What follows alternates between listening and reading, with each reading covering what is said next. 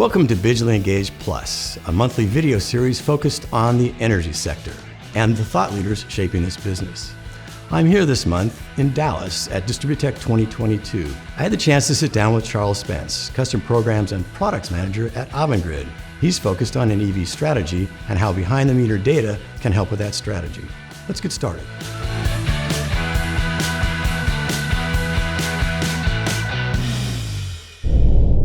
Tell us briefly what the EV strategy is at Avangrid that you're managing. There are a number of considerations that we have for driving an EV strategy in general. Our fundamental motivators are these EVs are coming and they are going to be a demand on our system. And so making sure we're prepared and that we know best practices for how to integrate these things before it's an issue, before 2025 comes around, for example, and there's tens of thousands of these things on the road and connecting to our grid, we have to be ready. So that really drives the fundamental push of this strategy, but it's also really embracing a change in culture between the utility and the customer, trying to be as reactive and complementary as we can be, in providing value both monetarily and in lifestyle to the customer, which fits in with our broader global strategy, which is being a top-notch energy utility. What are the challenges you see moving forward with an EV strategy? The biggest challenge, I think, is obviously integrating that load. We're seeing just an unbelievable number of vehicles. Those vehicles all, can consume 60 kilowatt hours if they are expended fully and get recharged in a day. That's generally what the whole house uses in a day. So I'm not going to say it's going to double, but you could see that kind of future. So integrating that load both on a volume basis, but also on a timing basis. The issue there being the system is designed for those peak moments when the pipes have to be sized properly for that moment where it's at its biggest peak. So when we have end of day peaks already, when people come home, they turn on their AC, TV, all these things, and then they plug in that EV and then do all that other stuff, it will create an issue where it's not just the volume, it's the time. And so that's a big concern for us. Addressing that is what we're trying to do with our demand response and managed charging programs. A challenge in doing that is that there are so many technologies out there and so many different technology providers that are all doing similar but slightly different things. And you have customers coming to us who have this charger, that vehicle, this capability, that capability. And as a utility, we have to be fairly agnostic to the technology. We can have our preferences slightly, but we have to be fairly agnostic and we have to be able to be inclusive of whoever wants to join. So designing a technology platform that is able to accept all those different combinations of people while making it easy to understand and navigate for the customer is difficult. If I come with a Tesla and the Tesla charger, knowing the avenue I need to take within this program when I'm already trying to figure out how to even use this thing in general is very difficult, and that's something that we're trying to thread the needle on. So those are two of the bigger challenges we have. I would say the final one is really making sure we properly size the investment, making sure we're spending the right amount on infrastructure, and then also with the incentives, just making sure that we're not paying people too much, but on the other hand, aren't being paid so little that they're not interested in participating in doing the thing. We talked a bit about challenges. Is there something that really keeps you up at night on a regular basis in terms of EV strategy? Like that's the one, we got to solve that. Is there one of those? I think one thing that does worry me a little bit is that we are planning, we're a utility, we have a certain planning horizon. While the market is really pushing for EVs like this, you're seeing Super Bowl commercials, you're seeing, again, politicians talking about these things, you're seeing Musk doing all his stuff. And this is all good and we're excited for it, but it's as a utility, being able to, having to have a certain amount of planning, a certain amount of deliberations with regulators and working groups and stakeholders and things like this, it does take time. It's making sure that timing works. Talk a little bit about the programs you either have in place or you anticipate over the next few years in terms of either demand response or charging off peak, that sort of thing. In the program that we're focused heavily on now with Bidgely is in Connecticut. And we do have I believe 100%, if not close to it, coverage with the AMI. So we are able to utilize that for a number of different purposes, primarily in what's called disaggregation. So we're able to pull apart that historic data, identify people who likely do have an EV. Generally, we're able to say, pretty sure you have an EV, here's some opportunities for you.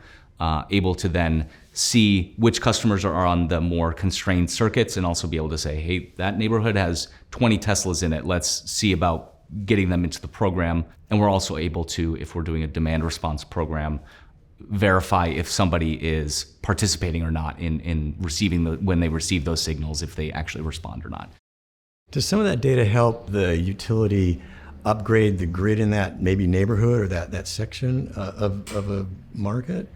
It would, in that it allows us to really see where the EV usage is targeted, and it allows us to really think about where we want to deploy those incentives to specific customers to be able to say, hey, there's a lot going on there. Let's make sure we get those people the smart charger that will allow us to either throttle or completely halt the charging with consent, of course, and paying for it, paying the customer for it.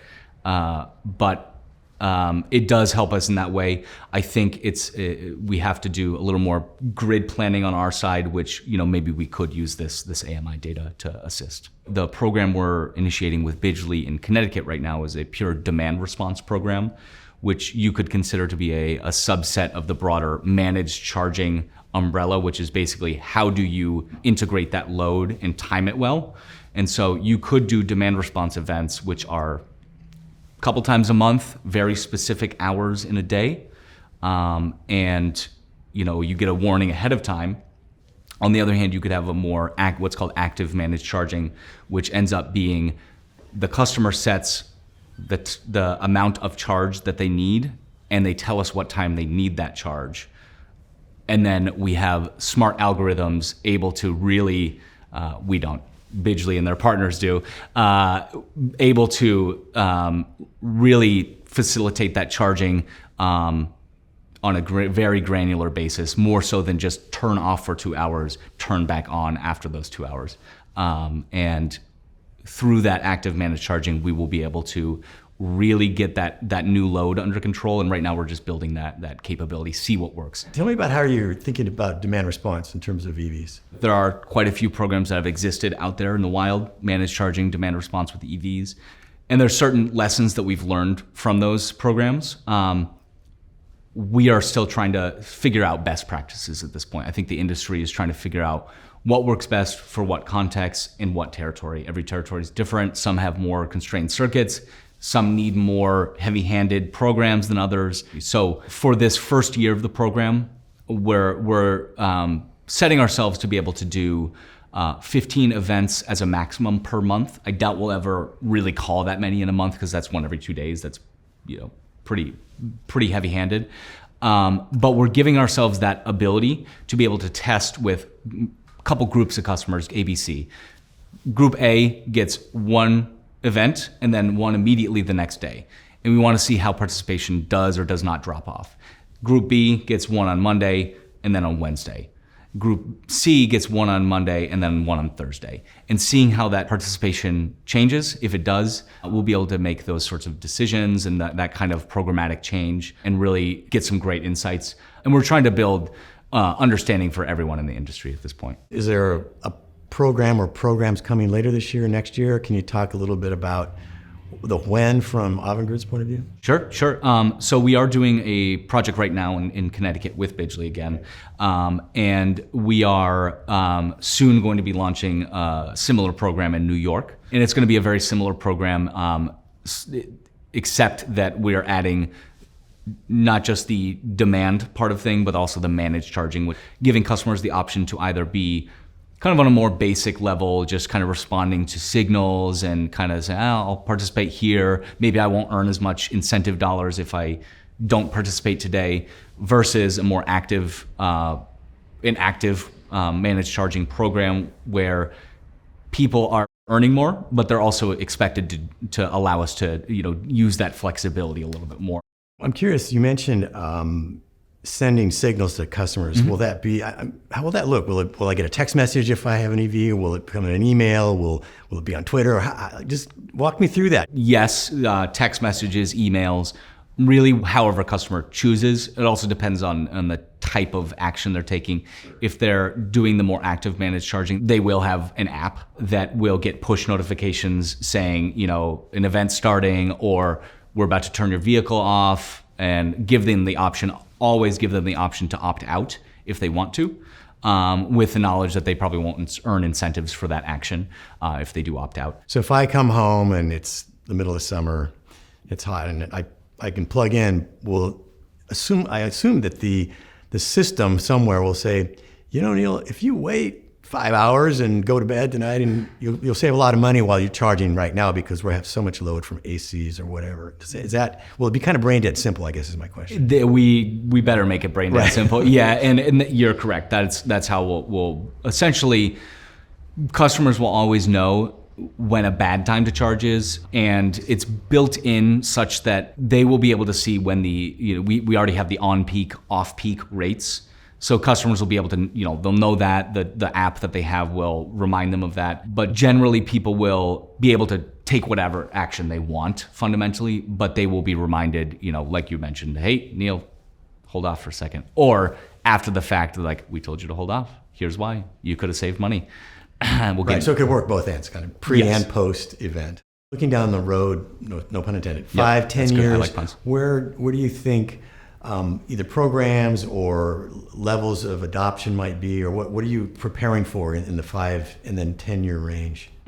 In terms of the broader strategy, we are thinking about kind of the managed charging and the demand response stuff that we can do now, but we're also cognizant of the fact that there's vehicle to grid technology, which I get questions about all the time, and I have to tell people, pump the brakes, pun intended. Yes. Tell them that we're still trying to get the managed charging under control, and the vehicle to grid stuff is excellent. It's an opportunity to even more switch that utility customer relationship, where instead of us selling kilowatt hours exclusively, they're able to sell them back to us, and we'll have a nice little dynamic there. How that works, how that's regulated, we're still up in the air. As utilities, it does take us a little while to get programs up and running and to make sure we're doing it responsibly with the ratepayer dollar, because fundamentally we have a responsibility to them to execute programs efficiently, smartly, and obviously be reliable along the way. So talk just a little bit about how data analytics plays into your EV strategy. Fundamentally, with these types of programs where we're interfacing with a lot of different types of people, a lot of different usage patterns, all these things, new technology, we have to be able to understand what's going on a very granular level and a very specific to each customer level, to understand what type of customer is going to do what, how are they going to interact with a program or platform that we create. So we leverage data basically all along the way. So anywhere from, again, understanding how people are using it, making new programmatic changes or platform changes, so offering new features or offering new incentives or strategies there, to tracking the progress for each customer and being able to aggregate that outwards to see how our program is tracking compared to the goals that we have. And then hopefully, if we can, adjust on the fly if things are not going the way we want them to. Tell me a little bit about telematics, how that's playing into your strategy. Telematics, for those who aren't aware, telematics is basically the use of the onboard computer. Some models have a stronger capability there for not just data, seeing the data, but also turning the charger on and off and understanding location and where people are charging and how much they're charging.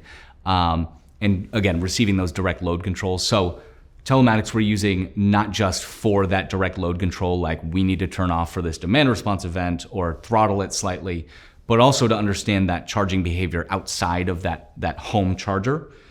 Again, most charging happens at home, but there is that 20%-ish that happens elsewhere, and that is huge.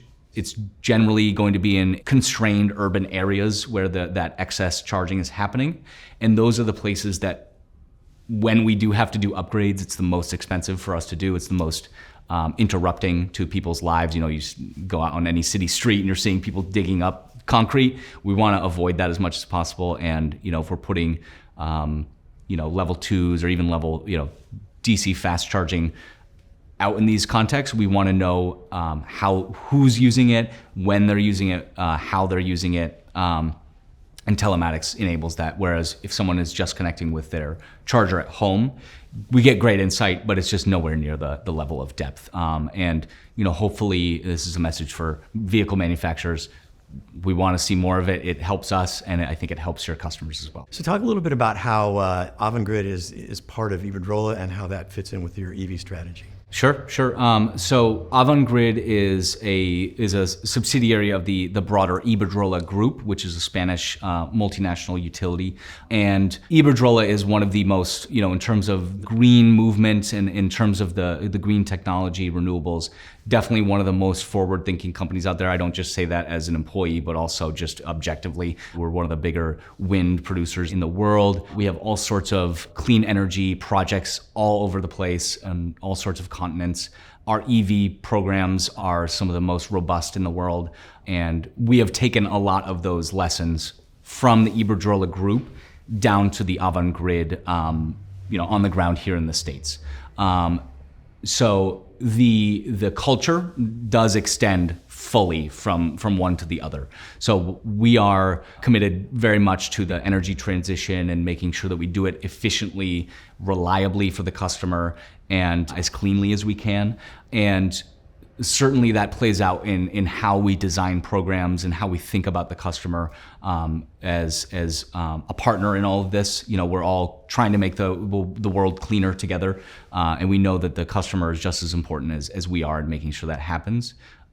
So when we look at the EV programs that we're doing, it's within the context of ensuring that energy transition and ensuring that we do it, again, cheaply, cleanly, reliably. And so in the US, we are taking a lot of good lessons from them. It seems like you come in with more arrows in your quiver, which really helps when you design a program that is not going to fall flat on its face because of that experience. Exactly. Yep. And we do get quite a bit of support. We know that folks in the various European countries are there to answer questions if we need it. We get all sorts of assistance from the broader group with messaging and knowing how to position all these things in a way that speaks to people, both in a value sense, but also in empathetic sense, and making sure they know that we're pushing for a cleaner future. Even though you're at an early stage, are there any key lessons you would tell someone at a different utility across the country that may be further, not necessarily behind, but it's just dipping a toe in? There's plenty of research out there that you could spend the time reading and looking at. You could also do some research in your own markets.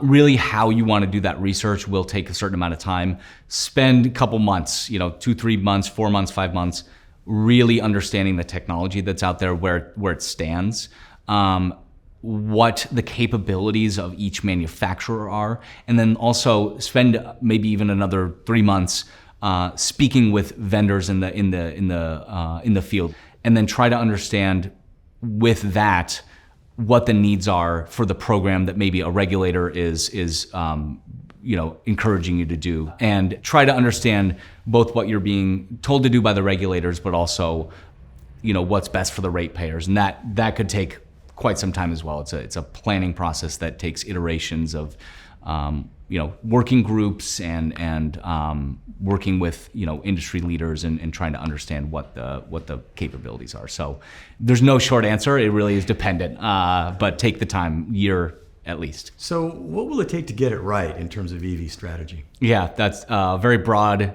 question, but it's there's all sorts of ways we could measure success. I think fundamentally, the things we have to get right are, just getting the load integrated and timing it properly. Obviously, that's the biggest thing, just making sure the grid's reliable and cheap. But really working through that change in the utility-customer relationship. We have to move from, an approach of just sending a bill to one where we have to have a little bit of back and forth. If we're going to integrate the load that we're expecting to get, we have to have participation and buy-in from the customer. And that requires trust. That requires ease of participation, that requires meaningful insights and lifestyle help and financial help as well. And that's where some of the incentives come into play. If we're, for example, going to get somebody to, on a regular basis, let us turn off their EV charging for a couple hours, several times a month, they need to know that we are going to be providing them with value, both monetary and lifestyle, because people are making a switch to a brand new technology, and it's not easy for them. It's very confusing in general. So making that switch easy is fundamental. As we heard from Charles, Avangrid is forging ahead with confidence with their EV strategy. It's a lesson other utilities can take as well. That's a wrap here from Dallas. I'm Neil Strother. I'll see you next time.